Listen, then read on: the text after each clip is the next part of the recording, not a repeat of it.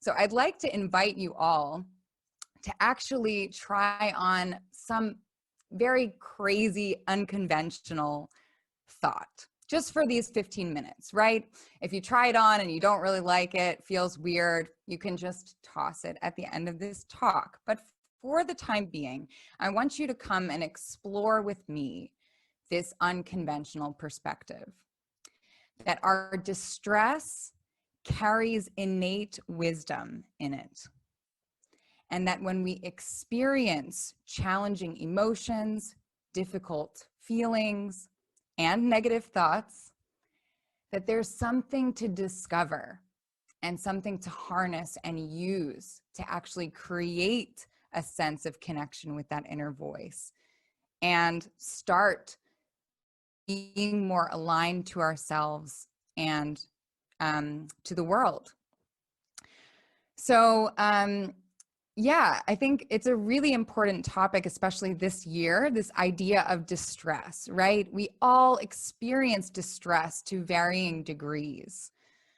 Distress can be something that's really small, right? Like a daily feeling of frustration or an unexpected experience of anxiety, or the self-doubt that sometimes creeps in when we're about to turn in an important paper or have an important meeting, or even in our social lives, you know, going on a date or having some sort of high stakes thing, right? We experience distress on a daily basis, but we can also experience a level of distress that feels more debilitating, right? Like the grief that we experience when we lose somebody who's so important to us in our lives. Still touches me. Or the experience of being bullied and isolated, and the feelings and frustration and anger that come from that injustice. It can be the experience of an anxiety attack, something that just hits us from out of the blue, out of nowhere, right? Or it could be, you know, the loss, the separation of a close friend or someone that's, you know, we're really connected to, and the feeling of wanting so badly that connection again, right? So our distress comes to us in different shapes, in different sizes. It's all personal, right? What you may experience as distress is different than what I may experience. Now, I'm asking you to try on this unconventional thought that our distress carries wisdom, because we live in a world that doesn't often believe that that's the case, right? It's understandable. Our distress is messy, it's uncomfortable. The experience of challenging emotions or anxiety just doesn't feel good in general. So it's understandable that we could go to this place of thinking, well, how is there wisdom in my distress? And believe you me, for a number of years, I was in the same exact place. In one of the most challenging experiences in my younger years, this was where my, I would say, my fighting my distress was really coming into play. When I was 15 years old, I was sideswiped by an experience that really rocked my world. I went from an outgoing, engaged, social teenager who loved playing soccer and being involved in sports and music to all of a sudden having no energy, feeling an incredible amount of social anxiety to the point where I was terrified to even call somebody, and experiencing a level of lethargy, of tiredness, that made it hard for me to even concentrate during school. This experience was so unusual for me. And in addition to this, I was doing things like crying all of the time and seeing the world through foggy glasses. I didn't know what the hell was going on at the time, excuse my French. I didn't know what was going on. And so, you know, I did what any teenager would do at the time. And I asked my parents. This to me wasn't normal sadness or, you know, experiencing some sort of normal level of distress. This was a big deal. So I asked my parents, I described exactly what I described to you guys, but with tears streaming down my face, and said to them, what's going on with me? And they looked at me and they said, we don't really know. And that was even more challenging to hear, right? My parents at the time were supposed to be all knowing, all recognizing, right? They knew what was going on for me, but they didn't know. So we did what any sort of responsible family would do, and we went to my doctor and we asked her what was going on. Now, this is where my doctor gave me a diagnosis of depression. She said that my depression was part of a chemical imbalance in my brain, that it wasn't my fault, and that what I needed to do was take medication and go to therapy, and things would be a little bit better.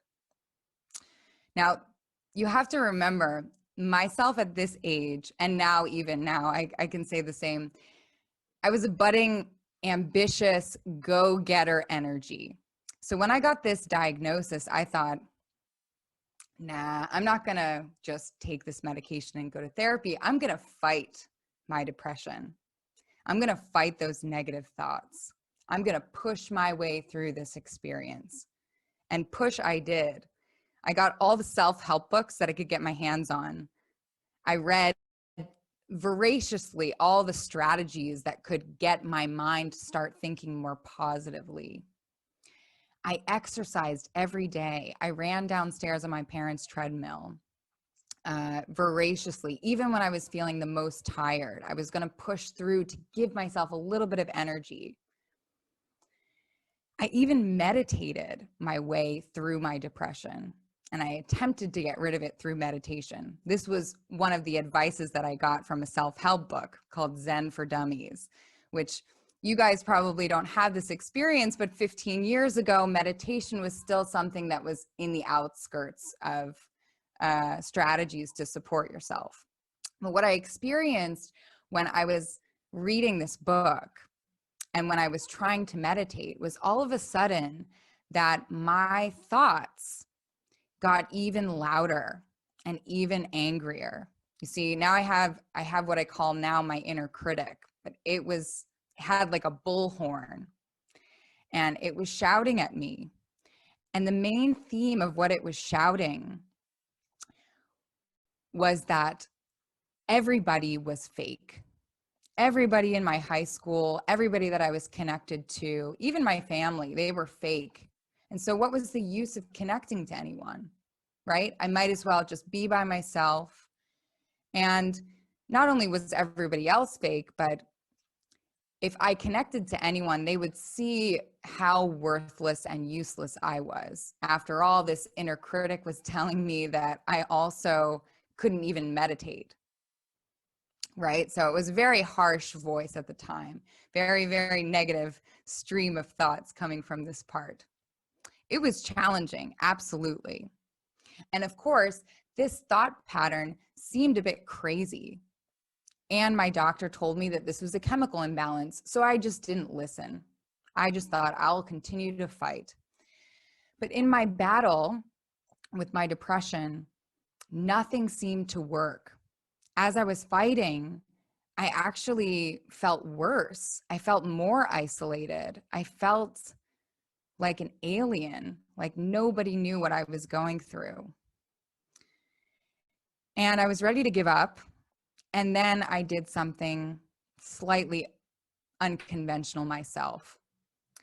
I decided not to fight myself and be the warrior against my depression, and I decided to connect. I went to group therapy and I started talking about my experience, not just the diagnosis, but the details of what I was going through, the feelings, the complex emotions, sometimes that inner philosopher that was speaking about the world in such profound ways. I unpacked the complexity of my experience. And to my surprise, my fellow journeyers in this group therapy program didn't look at me like I was an alien, but looked at me with recognition, this experience that they could see and resonate with what I was going through. So this was like a complete eye-opening experience for me. I thought, wow, I am not the only one going through this. And as I started to unpack my own experience in order to share it with other people, I started to learn more about the contents of what was going on for me, right? So we're going to sort of get to the end of that story. I'm going to pause it really quick. But what I did get, I got a lot of wisdom. And I'm going to do the little cliffhanger thing so you guys get it at the end. But first, I want to talk about why is it the case that we don't listen to our distress, right? If there is wisdom, why aren't we listening? Well, it has to do a little bit with that experience that I had about fighting it.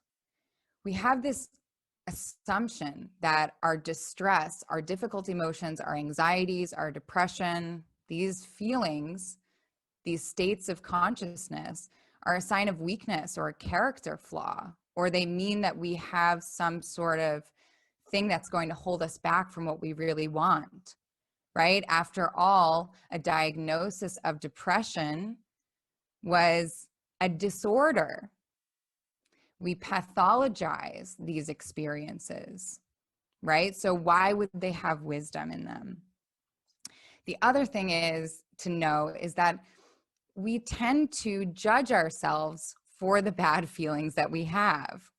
I remember at the time that I was being hard on myself for being hard on myself, right? And when you add that up, it gets very challenging.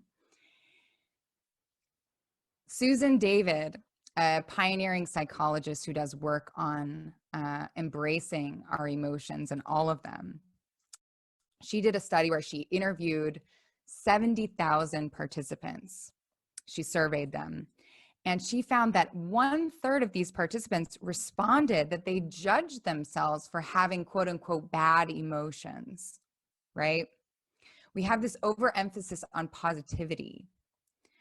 And sometimes we associate our distress with things like craziness or meaninglessness. We have this idea and this emphasis on managing our distress. So we use strategies like meditation, mindfulness, and things, but with the idea that we will get rid of that distress, right? So with that lens, with that cultural lens, it's like, why would we listen? But what happens when we don't listen? Well, our distress acts like an intelligent alarm signal. And so it starts to ring to let us know something. And when we don't listen to it, those alarm signals get louder. You probably have heard of the quote, "What we resist persists." Well, the distress that we suppress manifests into even greater and greater distress, because our distress is trying to tell us something. It's trying to give us that wisdom. It wants us to hear. It's like the best friend that's not going to give up telling us something until we hear it. It's like that nagging little brother. But the thing is that our distress is twisted in such a way that it gets really nasty sometimes. It's so desperate to give us the wisdom that we need to learn that it does wild things to get our attention. So what else happens when we don't listen to our distress? Well, we start to have a lot of really loud alarm signals going off. Depression is now, according to the World Health Organization, one of the #1 causes of disability. Isn't that interesting? Even the wording in that sentence, that we are becoming disabled from our depression. This is a really, really heavy statistic. Also, you guys probably know that burnout is also on the rise. So these alarm signals continue to get louder and louder. when we don't listen to them. And we're not listening to them individually, but we're also not listening to them collectively. We don't have a lot of spaces where we can share our distress, right? So what happens when we do listen to our distress? Our crises can be an opportunity for a turning point in our lives. Just as Jan mentioned in his story, that experience of seeing this really nasty discrimination against Polish people, that inspired him to say, no, I'm not going to take this. I'm going to take a different path. So whether it's discrimination, bullying, or our own internal signals, something doesn't feel right. And we need to pay attention to that. Our crises can be turning points. And it was a turning point in my experience. When I finally listened to my distress, here's the wisdom that I got. Remember that inner critic that was berating me about everybody being fake, myself included? Well, I realized that when I actually investigated this, I noticed that 4 years prior, I had spent most of my teenage years adapting myself to be liked, to be loved, to be cool, to be hip. I was doing everything to adapt myself to other people. I was the funny one when that was like an interesting thing to do, or I was the intellectual one when that was cool, right? So I was adapting myself. And there was a lack of authenticity in what I was doing. And so when I finally listened to this distress, I got insights about myself. But I not only got insights about myself, but I started to get insights also about what was going on in my environment. After all, as a teenager and throughout many of our lives, we are in environments where many of us try and fit in, where we abandon our authentic self as a result of a need or a want to be cool, to be validated, to be liked. And this is not just happening in the high school realm, right? We know that it carries out in the university space and certainly in the workplace. I remember this when I was working in consulting, it was very much the case. So it was so interesting because this is what I grasped from listening to my wisdom. And I got a lot more, but it shows you how we can change and channel these negative experiences and use them to redirect our lives and to become more authentically us. So I'm going to leave you guys with 3 points of advice when you want to find the wisdom in your own distress. The first is to embrace the suck. There's a reason why it's the title of this talk. Embracing the suck is about being with our distress when it comes up. When we experience anxiety, when we experience these challenging emotions or a subtle feeling of distress, it's really hard to get a lot of insights at that point. It's really important for us to just know that it sucks, to acknowledge that it sucks, maybe to even acknowledge to each other that it sucks, and be with it. We can trust that there's wisdom on the back end, but we don't need to make it into a nice story in the first place. My second piece of advice is about exploration. Explore your distress. And what I mean by this is after the storm starts to settle a little bit, be like a scientist, a curious scientist, to understand what's going on. And what I mean by this is we want to be respecting that there's wisdom in our distress, but also have some distance from that distress and not necessarily take those thoughts or ideas so literally, right? If I had taken my inner critic's thought that everyone was fake, if I had taken it literally, maybe I would have never connected with anyone else in my life. I'd be very mistrusting. But if I took it symbolically or figuratively, I could see some of the wisdom there. It was a heightened version of an inner truth. So that's really important. Number 2, explore. And number 3 is about experimenting.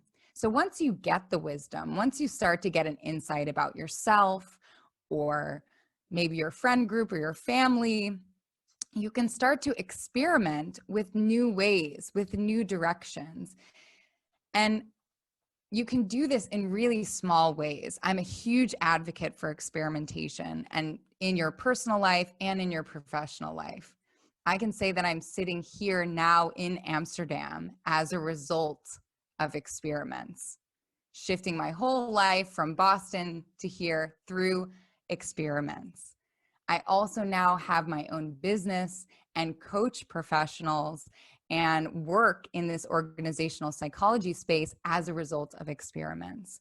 So stay connected to that inner voice and act on it via experiments, right? So use that wisdom that you've got. I host a podcast if you're interested in learning more of the stories that come through our distress. I interview business leaders, I interview entrepreneurs, I interview coaches who boldly share those details, those nuanced experiences of what it means to be in the midst of a breakdown and the wisdom waking up. So if you're interested, I would love to share that podcast with you. The podcast is called Breakdown, Wake Up, and there's all sorts of rich wisdom inside of those stories. I'm not the only one, and if you're feeling distress, you are definitely not the only one too. Thank you all so much for hearing my story, and I hope that something resonates and you've gotten some wisdom from this.